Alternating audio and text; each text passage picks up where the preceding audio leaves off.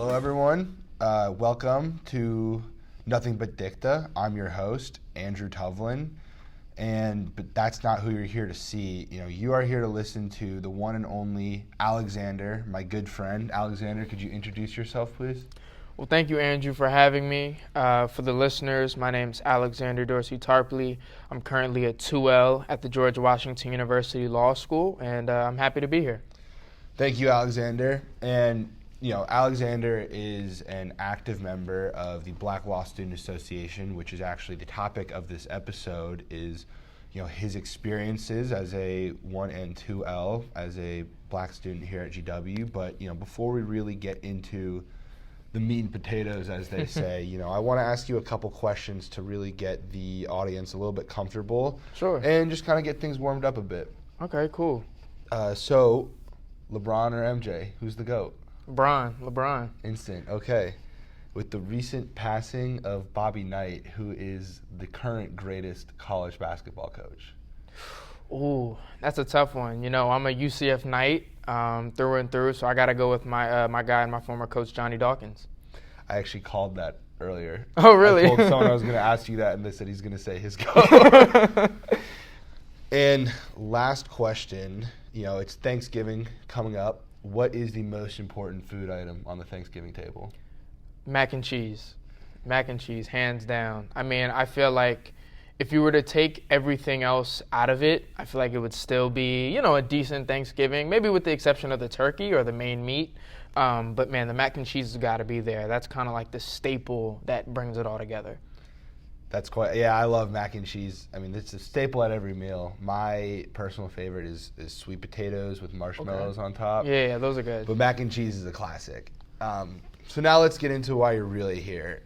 And to start us off, could you just tell us a little bit about what is the Black Law Student Association and what is your role in there? Sure. So I'll start with what is the Black Law Student Association, colloquially known as BLSA.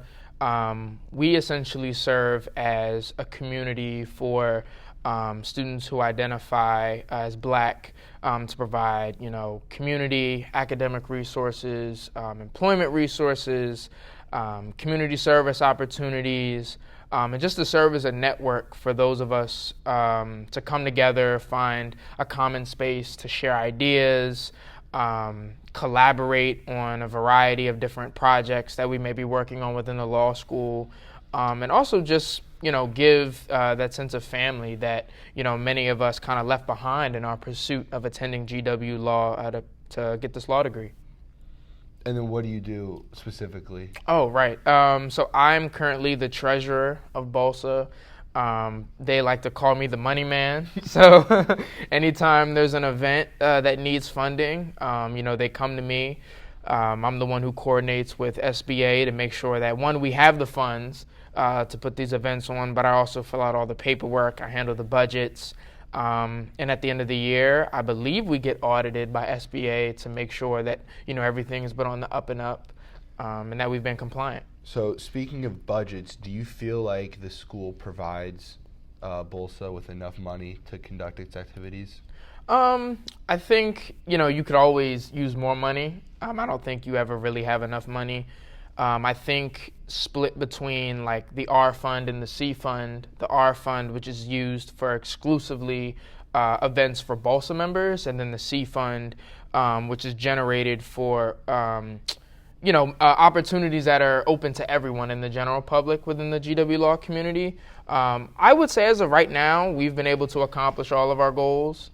BLSA also does a decent amount of fundraising as well for some of our events. So I think in combination of our fundraising efforts and the support that GW has given us, I'd say we're pretty okay. You could always use more, though. Right. I mean, no one's ever going to turn down extra money in their pocket. Exactly.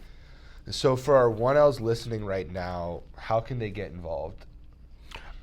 I would probably say the best way to get involved is to read the newsletter that GW publishes. I believe it's every week. BLSA also has our own newsletter where we list, different opportunities, GBMs coming up.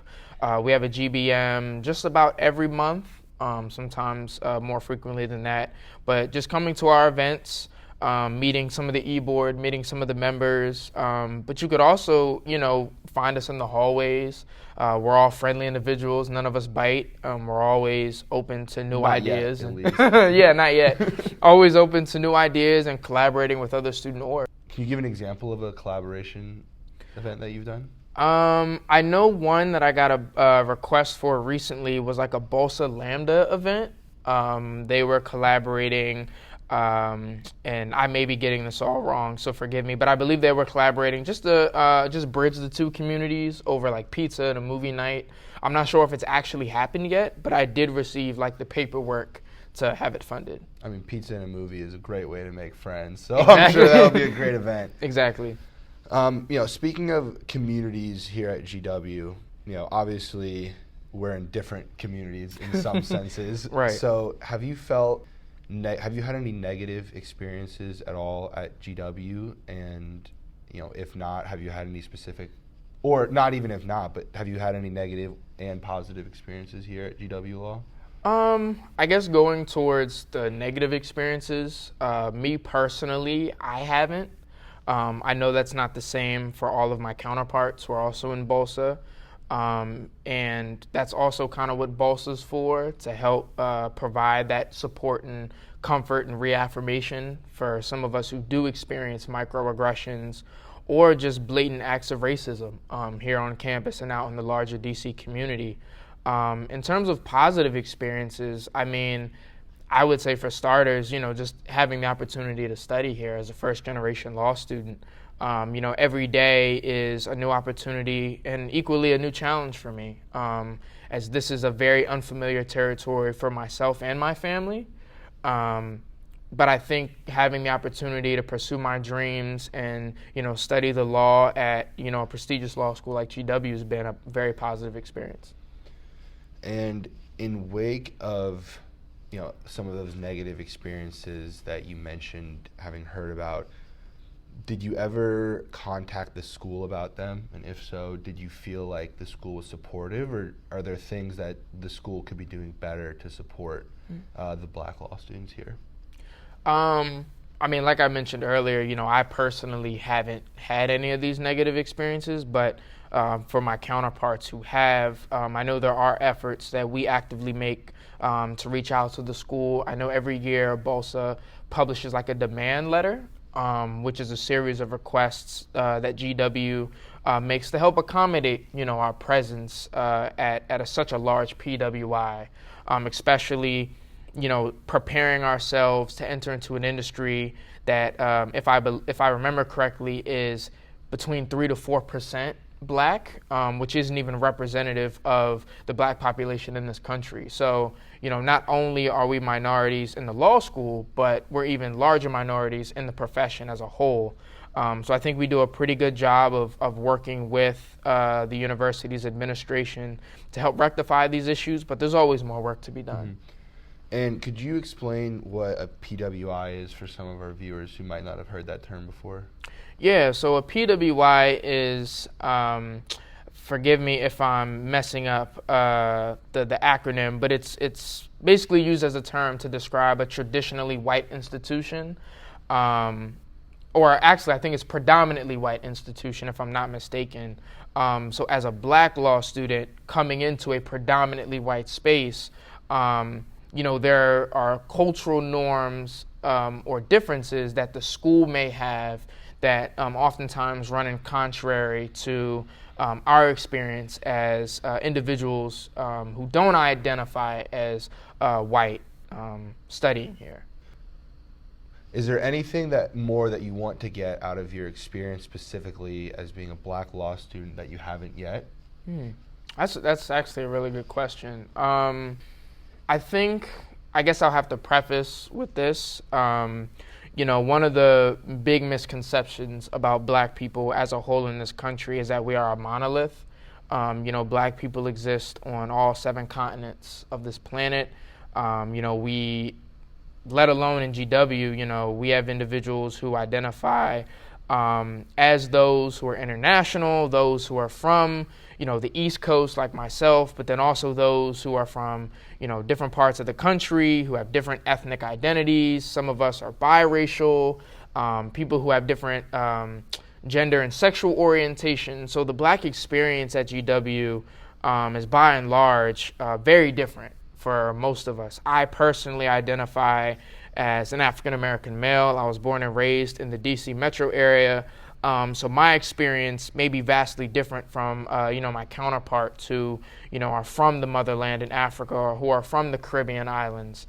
But in terms of, things I would like to see differently at GW, I guess maybe just more support for us as an affinity group.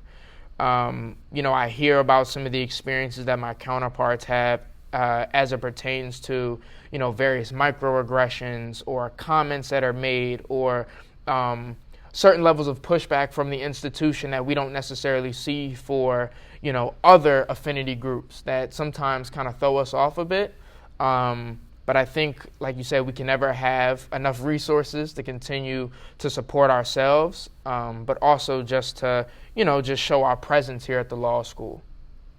I appreciate you sharing that. Thank you. No problem. And as we're wrapping up on time, I think we should conclude it with you giving one more quick plug for BLSA, maybe an upcoming event, and one more reminder on how both 1Ls, 2Ls, and also 3Ls who aren't involved can actually get involved.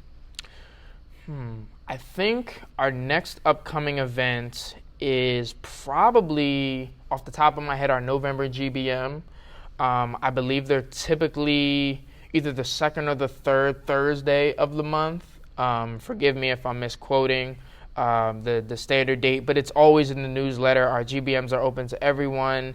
There's food, there's typically a social activity involved. All the updates of the organization are typically shared during those meetings, as well as, BLSA as a whole kind of coming together in one collective space. So it's a great opportunity to connect with us and share your thoughts amongst the e-board members. What was the other question? I'm sorry. Just how to get involved, but I think you covered that. Sure. You kind of hit both. A general body meeting is a pretty good way to get involved. Right. And also just, saying hi to us in the hallways. We're all friendly individuals, we're all going through the same stressors as everyone else as law students. So, if we seem stressed or, we kind of have a down look on our face, just say hello. And it's always great to meet new people and connect with new faces in the law school. All right. Well, Alexander, thank you so much for coming to join me. Thank you for having me. It's my pleasure. Always a pleasure to get to hang out with you. For sure. All right. Well, that concludes it for this episode of Nothing But Dicta, and I hope you'll join us in the next one.